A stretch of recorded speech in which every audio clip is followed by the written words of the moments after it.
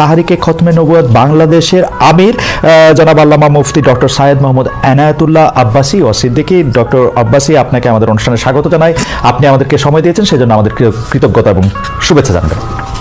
ধন্যবাদ, আপনাকেও স্বাগত জানাচ্ছি এবং দর্শক মন্ডলী যারা আছেন তাদেরকেও অভিনন্দন জ্ঞাপন করছি। Thank you so much. আমি প্রথমেই আপনার কাছে যে বিষয়টি জানতে চাই, আমাদের অনেকগুলি প্রশ্ন রয়েছে, আমরা আপনার কাছ থেকে অনেক কিছু বুঝে নিতে চাই, অনেক কিছুর ইয়াও দিতে চাই। আপনার যদি কোনো প্রশ্ন আপত্তি থাকে আপনি সেটা জানাতে পারেন এবং আপনি উত্তর নাও দিতে পারেন। আপনি কিন্তু বসে আছেন একা, আমার কিন্তু কয়েক হাজার লোক বসে আছে আমার অপেক্ষায়, একটা শিডিউল প্রোগ্রাম আমি রেখে বসেছি আপনার এখানে। জি বলেন। যেহেতু আপনার মাধ্যমে আমার মেসেজটা আমি অনেকের কাছে পৌঁছাতে পারবো। জি বলেন। আপনি যে ব্যক্তির নাম নিয়েছেন তাকে আপনি কি দিয়ে তাকে স্কলার বলবেন? লক্ষ লক্ষ লোক হলে স্কলার হয়? এটা কোনো কথা নয়। দ্বিতীয় কথা হচ্ছে সে মুফতি নয়, ফতোয়া দেবার অধিকার রাখে মুফতি। স্কলার হওয়া এক জিনিস, ওয়াইজ হওয়া এক জিনিস, মুফতি হওয়া আরেক জিনিস। মানে আমার কথা হচ্ছে, আমি কি গ্র্যান্ড মুফতি বাংলাদেশে তা আমি বলছি না, এটা বলার অথরিটি আমার নেই, কিন্তু আমার ফতোয়াতে কলম বসাবার মতো 10টা মুফতি আপনি বের করে দেন। এখন অন্য মুফতিরা বলছে না কেন, সেটা একটা সাহসিকতার বিষয় আছে, সেটা আরো কোনো তাদের প্রতিবন্ধকতা থাকতে পারে। যেমন আপনি দেখেছেন আওয়ামী শাসনের সময় দেশের অনেক বড় বড় আলেম শেখ হাসিনার দালালি করেছে, তো তারা কি এমন কোন ফতোয়া দিবে যে সরকার বেকায়দায় পড়ে? এখন অনেক আলেম আছে যেটা বর্তমান সরকারের নির্লজ্জ সমর্থন করে যাচ্ছে, কিন্তু এই সরকার ক্ষমতা আসার পর থেকে আমি শরিয়ার কোরআন সুন্নাহর আলোকে যতটুকু সমালোচনা করা দরকার গঠনমূলক সমালোচনা করে যাচ্ছি। আর আমাদের মতো 2-4-10 জন যারা মিডিয়াতে আছে তারাই কিন্তু দেশের আলেম না, হাজার হাজার আলেম ওলামা পীর মাশায়েখ নীরবে নিভৃতে নির্জনে ইসলামের খেদমত করে যাচ্ছে, তাদের মতামতটাও দেখতে হবে। এখন যারা ফ্রন্টে চলে এসেছে, মিডিয়াতে চলে এসে সেলিব্রিটি হয়ে গেছে, তারাই কি বললো সেটা দেখার বিষয় না।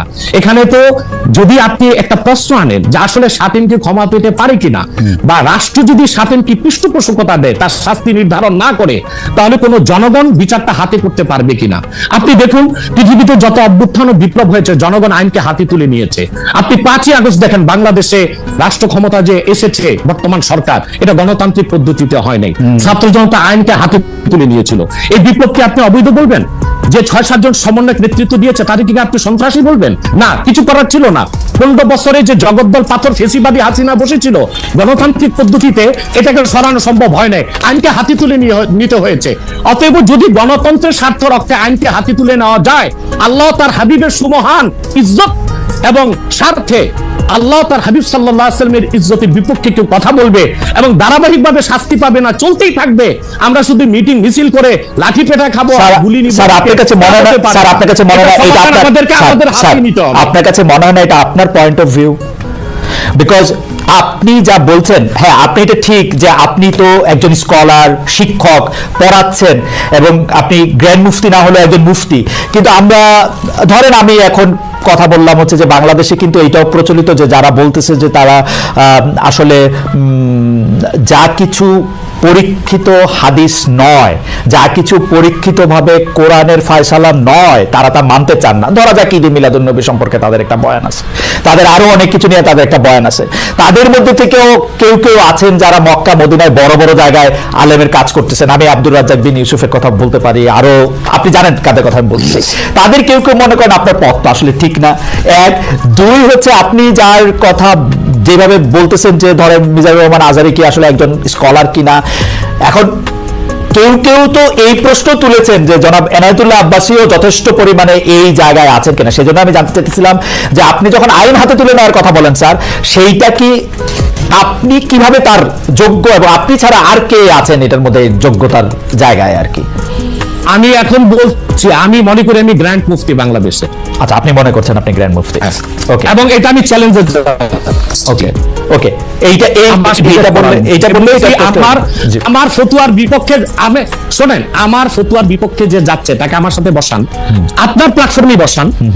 দ্বিতীয় কথা হচ্ছে ঈদে মিলাদুন্নবী নিয়ে যে আপনি প্রশ্ন করেছেন, ঈদে মিলাদুন্নবী সাল্লাল্লাহু আলাইহি ওয়াসাল্লাম নিয়ে অনেক ডিবেট হয়েছে এবং ঈদে মিলাদুন্নবীর পক্ষে যারা, তারাই বিজয়ী হয়েছে।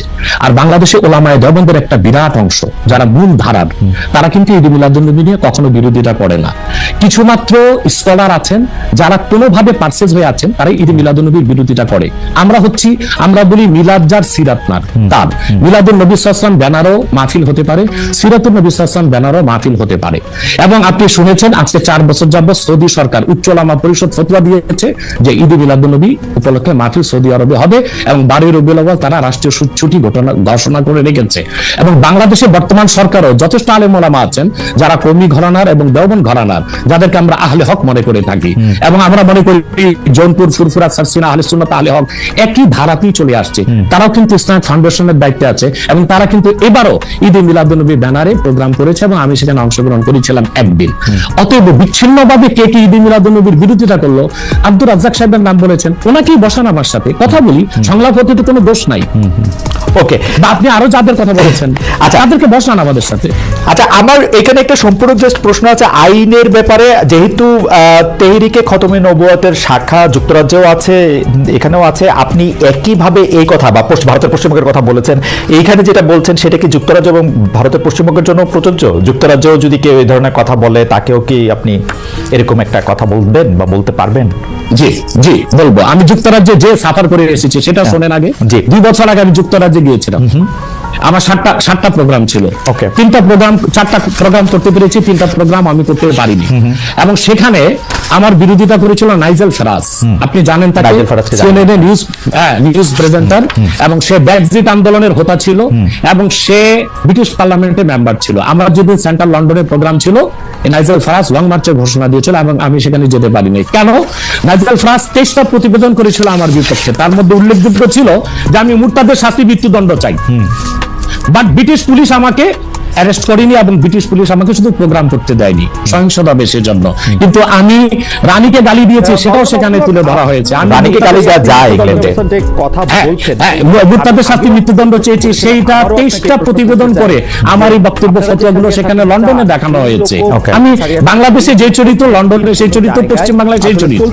ওকে, আমি এবার একটু, আপনি যেহেতু মুফতি এবং নিজেকে পরিচয় দিলেন গ্র্যান্ড মুফতি, আমি একটা বিষয় মনে করি আপনাকে একটা বিষয় একটু আপনার দৃষ্টি আকর্ষণ করতে চাই। সেটি হচ্ছে যে আপনি মানে আপনার কাছে বুঝে নিতে চাই স্যার, যে যদিও আপনি আসলে আমার চেয়ে বয়সে ছোট, কিন্তু আসলে বিদ্যায়, বুদ্ধিতে, শিক্ষায়, অনেক কিছুতে, মানে জ্ঞানে আপনি আমার চেয়ে বড় বলে আপনাকে স্যার সম্বোধন করতে হবে। না, আপনি বলেছেন যে মসজিদে গিয়ে নারীদের জন্য বা মহিলাদের জন্য জামাতে নামাজ আদায় করা মাকরু, কিন্তু আমি আপনার এই বক্তব্যটার পরিপ্রেক্ষিতে আমি দেখতে পাচ্ছি যে এটা তো বরং মাকরু নয়, কেউ কেউ এটাকে মুস্তাহাব বা এনকারেজ বলতে চান।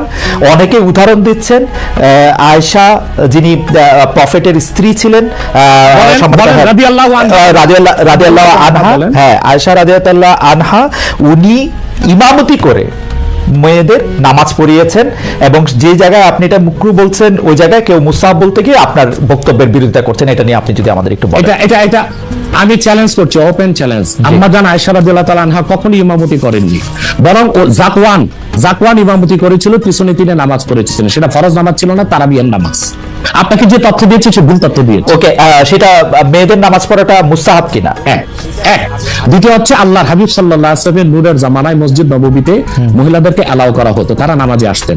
কিন্তু আল্লাহর হাবিব সাল্লাল্লাহু আলাইহি ওয়াসাল্লাম মহিলাদেরকে নিরুৎসাহিত করেছিলেন, নিষেধ করেন নাই। কারণ মহিলাদেরও দ্বীন শেখা বাকি ছিল এবং আল্লাহ হাবিব সাল্লাল্লাহু আলাইহি ওয়াসাল্লামের কাছে ওহী আসতো, সেজন্য মহিলাদের নিষেধ করা হতো না, তারা মসজিদে আসতেন। হযরত ওমর রাদিয়াল্লাহু তাআলা আনহু তার খেলাফতের সময় বলেছেন মহিলাদের জন্য ঘরেই নামাজ পড়াটা উত্তম। তখন প্রচুর পরিমাণ সাহাবী উপস্থিত ছিলেন, তারা হযরত ওমরের এই কাজে কেউ বাধা দেননি।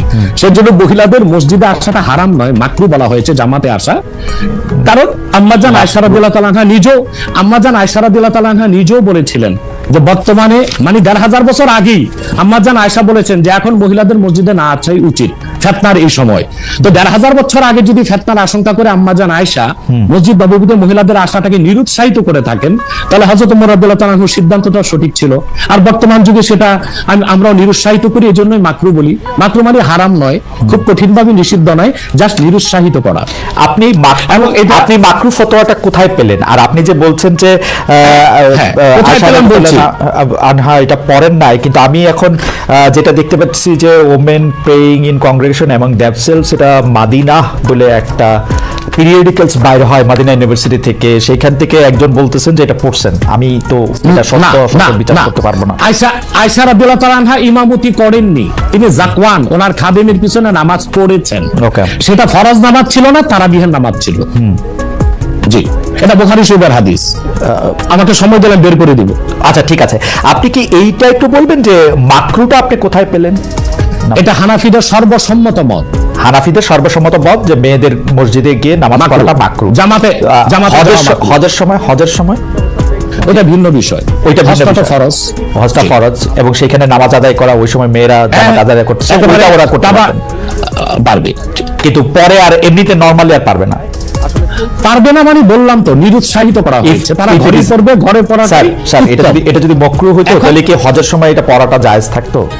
না, স্থানকাল ভেদে পার্থক্য আছে না। আপনি এখন তো আপনি আজকে আগামীকাল দুপুরে আপনি পানাহার করতে পারবেন, কিন্তু পহেলা রোজা দুপুরে পানাহার করতে পারবেন, সেটা হারাম হয়ে যাবে না? তার মানে স্থানকাল পাত্র বেশে হুকুমটা ভিন্ন হবে না? হবে, কিন্তু যেটা হজে পারমিটেড, যেটা হজের মাঠে পারমিটেড, সেটা আর পৃথিবীর কোথাও মাকরু হতে পারে? হজটা কি? হজটা হচ্ছে কাবাগরে যেতে হবে, পুরুষকেও যেতে হবে, মহিলাকেও যেতে হবে। কাবাগর একটাই, সেজন্য সেখানে সেটা ছাড় আছে, কিন্তু মসজিদ পৃথিবীতে একটা না। মহিলারা ঘরে নামাজ করতে পারবে। হ্যাঁ, তারপরে আমরা এটা বলে থাকি, যেমন কোন মহিলা ঢাকা গেল শপিং করার জন্য, এখন নামাজের সময় হলো, সে বাড়িতে আসতে নামাজ কাজা হয়ে যাবে, সে বাইতুল মুকাররম যে নামাজ পড়ে নিক, মহিলাদের জন্য যদি সুব্যবস্থা থেকে পড়তে পারবে। মাকরুটাকে আপনি খুব বড় করে দেখার প্রয়োজন নাই। এই যে আপনার মাথায় টুপি নাই, এটাও কিন্তু মাকরু স্যার, যেটা মাথায় বসাও মাকরু, রাইট? যেটা কিন্তু তাই বলে তো আপনাকে আমি গুনাহগার বলতে পারছি না, উৎসাহিত করব না। স্যার, আমি যেটা বলতে চাইতেছি, এমন কোন কাজ কি আছে যেটা কাবাগারে করা যায়, অন্য যে কোনো জায়গায় আরেকটা মাকরু হিসেবে বিবেচিত হবে? আর কোন কাজ কিরকম আছে বোঝার জন্য জানতে চাইতেছি স্যার। হ্যাঁ, বোঝার জন্য বলতেছি। যেমন কাবাগরে উপস্থিত হলে ওযু অবস্থায় যেতে হবে, অন্য কোনো জায়গায় গেলে ওযু অবস্থা লাগবে না। কেউ যদি হজ করতে ইহরাম বাঁধে, স্ত্রীর সহবাস তার জন্য হারাম, যতদিন যেটা কাবাগরে করা যায় সেটা অন্য কোথাও হারাম আছে কিনা? কাবাগর, হ্যাঁ হারাম আছে। যেমন কাবাগর তোয়াফ করা হচ্ছে ফরজ, হজের একটা ফরজ, কিন্তু পৃথিবীর অন্য কোনো ঘর কোনো জায়গায় তোয়াফ করা যায়, সেখানে যেটা যে অন্য জায়গায় যায় না। মানে যেহেতু কাবাগর তোয়াফ করা যায়, মানে কাবাগর শুধু তোয়াফের জায়গা, কাবাগর তোয়াফ করা ফরজ, কিন্তু পৃথিবীর অন্য কোনো মসজিদ বা আল্লাহর ওলির কোনো কবর বা মাজার